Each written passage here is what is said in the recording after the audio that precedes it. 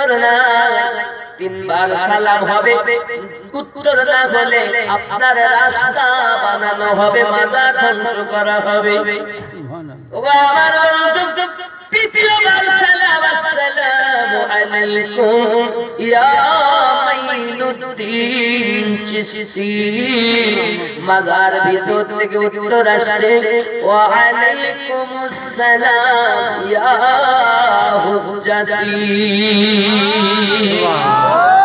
প্রশ্ন করলেন, হুজুর প্রথম সালাম করছি আপনারে, আপনি উত্তর দিলেন না। দ্বিতীয়বার সালাম করছি আপনারে, উত্তর দিলেন না।